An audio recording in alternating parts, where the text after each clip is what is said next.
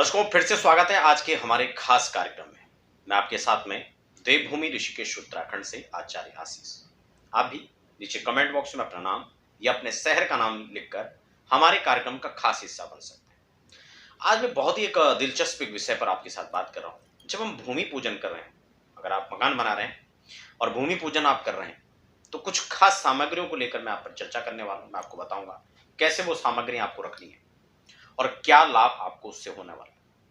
महालक्ष्मी की प्रसन्नता, स्त्री लक्ष्मी आपके घर में निवास करे और आपका कार्य निर्विघ्न संपन्नता की ओर बढ़े, उसके लिए आप क्या रखें। तो आइए हम चर्चा को शुरू कर लेते हैं। नए दर्शक हैं आप तो चैनल को सब्सक्राइब जरूर कर लीजिएगा और बेल आइकन को भी दबा लें ताकि ज्योतिष, अध्यात्म और तमाम प्रकार की जो समस्या और समाधान की वीडियोस होती हैं वो आप तक पहुंचे। तो हम गृह निर्माण करते हैं। पृथ्वी का नाम है रत्नगर्भा, आप सब जानते हैं। इसमें अनेक प्रकार के रत्न इसके गर्भ में रहते हैं। लेकिन जब आप मकान बनाते हैं, न जाने कितने जीव, न जाने कितने चीजों को हम लोग नजरअंदाज करके धरती को कष्ट देते हैं। उस स्थान में रहने वाले जीवों को स्थानांतरण होना पड़ता है जब हम मकान बनाते हैं।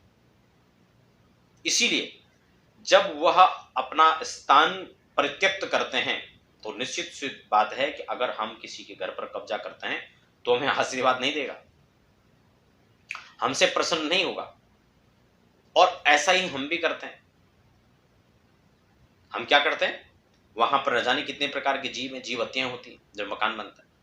इसीलिए वहां पर जो चीज गृह पूजन में हमें करना चाहिए निर्माण के समय, इसी चीज को हमें गृह प्रवेश के समय भी ध्यान रखना चाहिए कि हमने अपने लिए जो आशियाना बनाया है ये किसी की जगह पर बनाया है, हमने खरीदा ऐसा नहीं।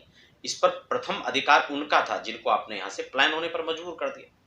इसलिए उनका अभिशाप हमें न लगे, उनसे हमें प्रार्थनाएं करनी होती हैं और इसीलिए विधि विधान के साथ गृह प्रवेश करना चाहिए।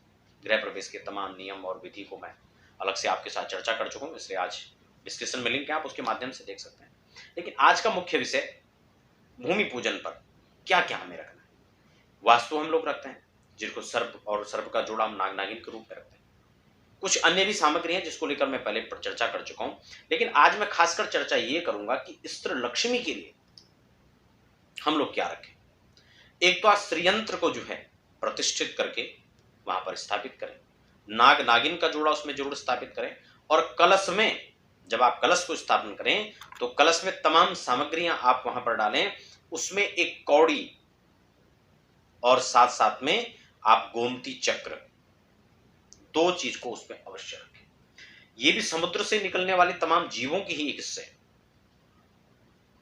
अगर आप श्रीयंत्र को स्थापित करके चाहे भोजपत्र में आप रख लें, चाहे ताम्रपत्र में रख लें या अन्य स्फटिक आदि के यंत्र के रूप में रख लें, लेकिन अगर आप इसको धरती पर रखते हैं और फिर इसके ऊपर पूजन करने के पश्चात आप भवन निर्माण करते हैं तो यह भवन आपके लिए आर्थिक उन्नति और आपके हर प्रकार से वैभव को मजबूत करने वाला होगा। तो आपको यह निश्चित रूप से ध्यान देना चाहिए कि जब आप गृह निर्माण कर रहे हो तो आप इन सब चीजों को भूमि पूजन के समय में रखें। मुहूर्त की बात आती है तो सही समय में, सही मुहूर्त में हमें गृह निर्माण करना चाहिए।